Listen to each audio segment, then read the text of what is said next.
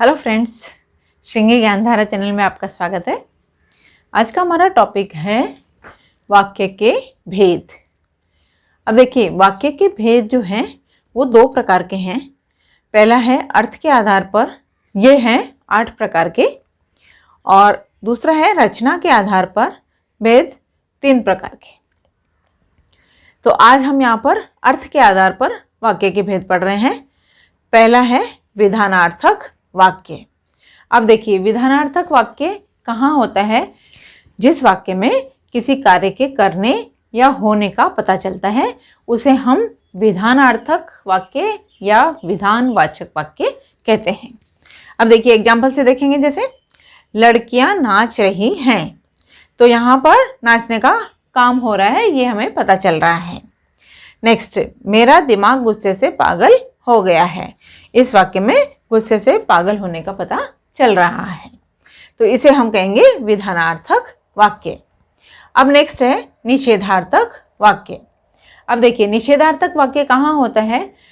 जहाँ किसी कार्य के न करने या न होने की सूचना मिले या हमें पता चले कि वो कार्य नहीं हो रहा है, तो उसे हम कहते हैं निषेधार्थक वाक्य या निषेधवाचक वाक्य भी कह सकते हैं। तो आइए एग्जाम्पल से देखते हैं।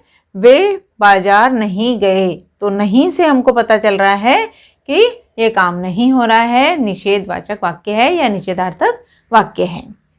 नेक्स्ट, तुम घूमने मत जाओ। अब देखिए, मत से हमको पता चल रहा है कि ये इस काम के लिए निषेध किया गया है या मना किया गया है, तो मना करने के अर्थ में भी निषेधार्थक वाक्य होता है। अब नेक्स्ट है प्रश्नार्थक वाक्य या प्रश्नवाचक वाक्य।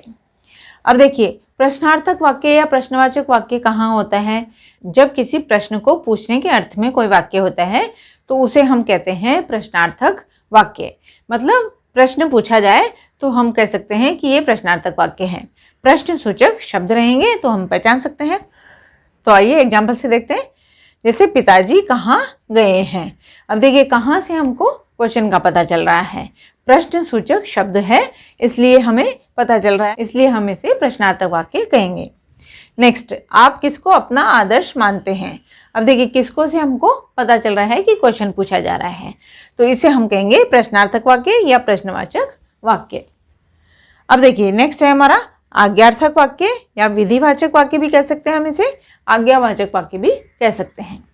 जहाँ पर किसी को आदेश दिया जाए या प्रार्थना की जाए उसे हम कहते हैं आज्ञार्थक वाक्य या विधिवाचक वाक्य या फिर आज्ञावाचक वाक्य। तो आइए अब हम एग्जाम्पल से देखते हैं। जैसे मुझे 1 गिलास पानी दो, मतलब पानी देने के लिए आदेश दिया जा रहा है, तो इसे हम कहेंगे आज्ञार्थक वाक्य। नेक्स्ट, कृपया आप बाहर इंतजार कीजिए।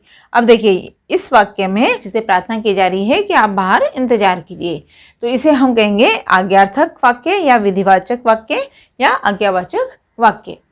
हम 5वां प्रकार पढ़ेंगे, इच्छार्थक वाक्य या इच्छावाचक वाक्य। अब देखिए, इच्छार्थक वाक्य किसे कहते हैं? जिस वाक्य में इच्छा या आशीर्वाद का बोध हो उसे हम इच्छार्थक वाक्य कहते हैं। तो चलिए आइए एग्जाम्पल से देखते हैं। जैसे आपकी यात्रा शुभ हो, ऐसी इच्छा की जा रही है कि आपकी यात्रा शुभ हो। नेक्स्ट, आज तो कहीं से पैसे मिल जाएं, इच्छा प्रकट की जा रही है कि आज तो कहीं से हमें पैसे मिल जाएं। नेक्स्ट है संदेहार्थक या संदेहवाचक वाक्य। अब देखिए, संदेहार्थक का मतलब क्या होता है? किसी बात के प्रति संदेह हो या शंका प्रकट करने वाले वाक्य जो होते हैं वो कहलाते हैं संदेहार्थक वाक्य या संदेहवाचक वाक्य। जैसे आज बादल तो हो रहे हैं, शायद वर्षा हो, मतलब वर्षा होने का संदेह प्रकट किया जा रहा है। नेक्स्ट, शायद मेरी पुस्तक उसी ने चुराई हो। अब देखिए, इसमें भी पुस्तक चुराने का संदेह किया जा रहा है। अब नेक्स्ट है संकेतार्थक या संकेतवाचक वाक्य। किसी बात के लिए संकेत या इशारा किया जा रहा हो उसे हम कहते हैं संकेतार्थक वाक्य या संकेतवाचक वाक्य। जैसे अगर गाय दूध नहीं देगी तो इसका क्या करेंगे, मतलब संकेत किया जा रहा है या इशारा किया जा रहा है कि अगर गाय दूध नहीं देगी तो हम क्या इसको बेच देंगे। नेक्स्ट, अगर पढ़ाई नहीं करोगे तो जीवन में क्या करोगे। अब देखिए यहाँ पर भी संकेत किया जा रहा है या इशारा किया जा रहा है कि अगर आप पढ़ाई नहीं करोगे तो जीवन में आप कुछ नहीं कर पाओगे।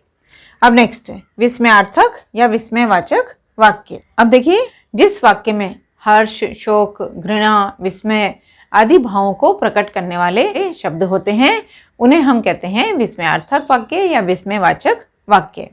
जैसे वाह कितनी अच्छी खुशबू है, खुशी का भाव प्रकट हो रहा है। नेक्स्ट हाय यह तुमने क्या कर डाला, तो हाय कहने से बहुत दुख प्रकट हो रहा है। तो इस तरह से अर्थ वाले जो वाक्य होते हैं, जिन वाक्यों से अर्थ निकलता है वो अर्थ के आधार पर वाक्य होते हैं। तो फ्रेंड्स आज के लिए इतना ही, और मेरा ये वीडियो अगर आपको पसंद आया हो तो इसको लाइक कीजिए, शेयर कीजिए, सब्सक्राइब कीजिए और बेल आइकन को दबा दीजिए। अगले वीडियो में हम फिर मिलते हैं, तब तक के लिए बाय बाय।